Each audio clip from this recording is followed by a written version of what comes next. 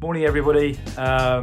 It's been a week since the CBILS scheme was launched. Certainly feels like a lifetime ago for me and for you, I'm sure.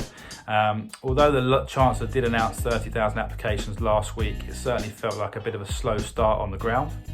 But it's a new week, we're seeing new applications come back and information flow start to happen with some of the lenders, which is really positive. So what we wanted to do today is share some information with you to give you the latest updates on what we're seeing to help you in your process.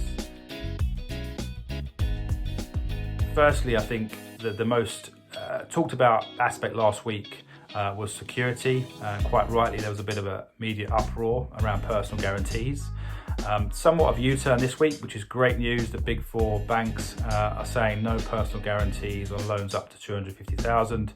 So great news on that. Above 250,000, expect security and a personal guarantee as well.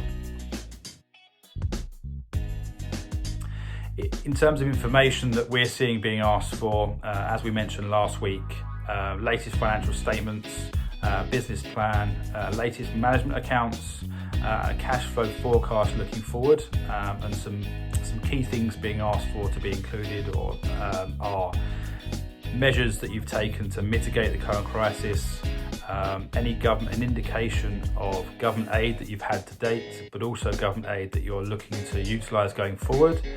In particular, I'm thinking about furloughing and how that might adjust your cash outflows. But most importantly, the cash flow needs to be able to support the amount that you're borrowing.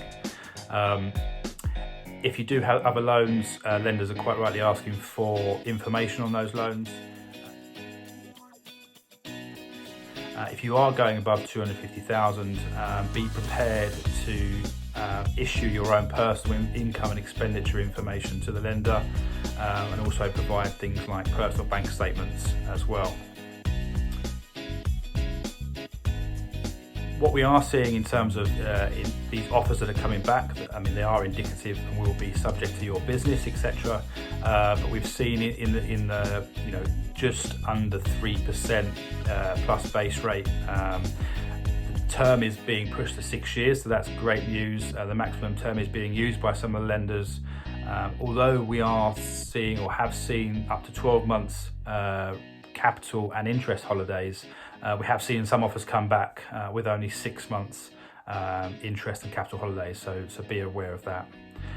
So to wrap up, our advice is if you have put your application form in or registered your interest, depending on who your bank is and where they are, if you haven't got this information in already, be prepared that they're going to come back and ask for that. If you are doing your application at the moment, have that prepared. Put that in alongside your application to really speed up your process, and make sure, importantly, that all of the information, the cash flow forecast, your management accounts, they are prepared as professionally as possible to make sure that the funds come back to you, or this process is done in a timely manner, and so you get those important funds as quickly as possible.